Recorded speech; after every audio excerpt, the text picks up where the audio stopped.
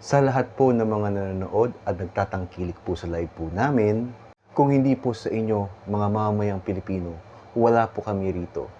Anyway po, panoorin nyo po ang The General's Viewpoint o The General's View sa YouTube.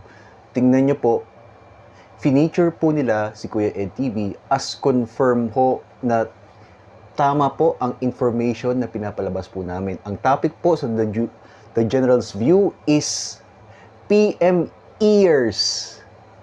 Parami ang mga PM ears, mga ex-generals at mga retired officers ang nagre-react at pinapakita po nila ang dissatisfaction po nila ngayong panahon na to.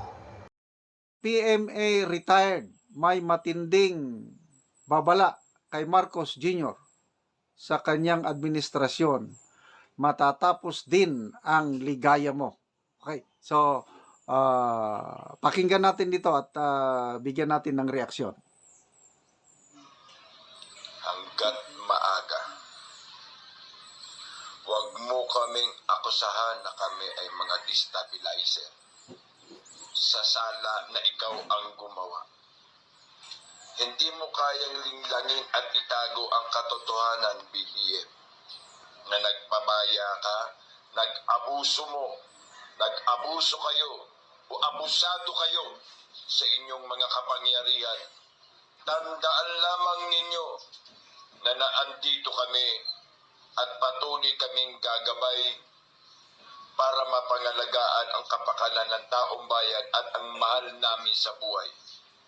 Pinaaalalahanan lang namin kayo na hindi tulog ang taong bayan at nandito kami para malaman mo. Matatapos din ang ligaya. Ulitin natin. Ulit. BBM, hanggat maaga, huwag mo kaming akusahan na kami ay mga destabilizer sa sala na ikaw ang gumawa. Hindi mo kayang linglangin at itago ang katotohanan, BBM, na nagpabaya ka, nag-abuso kayo o abusado kayo sa inyong mga kapangyarihan. Tandaan lamang ninyo na naandito kami at patuloy kaming gagabay para mapangalagaan ang kapakanan ng taong bayan at ang mahal namin sa buhay.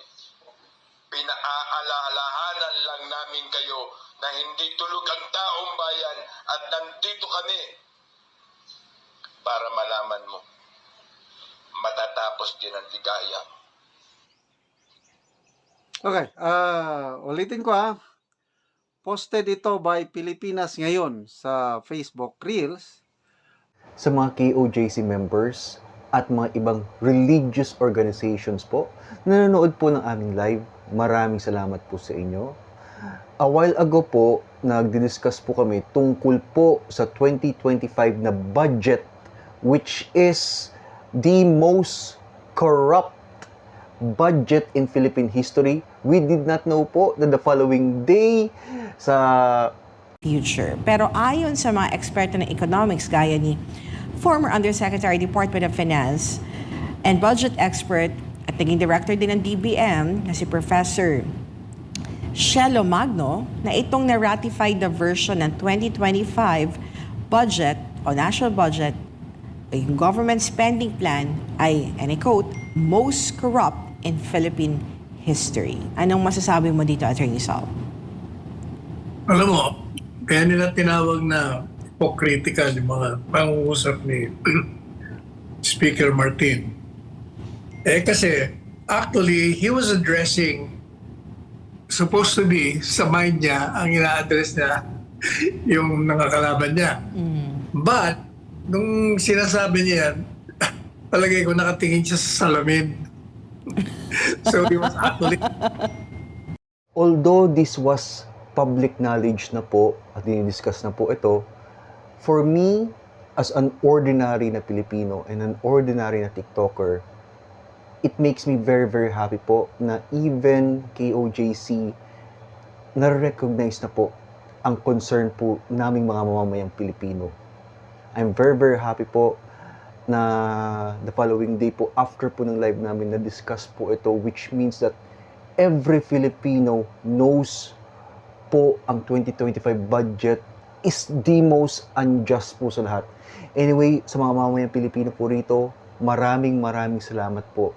Kung hindi po dahil sa inyo, wala po kami. Sa mga OFW po dyan, maraming salamat po sa pagsusupport po sa amin. Sa mga bangsamoro at lahat ng mga Pilipino, maraming salamat po. And to the foreigners who are the employers of the OFW who are watching our live, thank you very much. Mabuhay po kayo.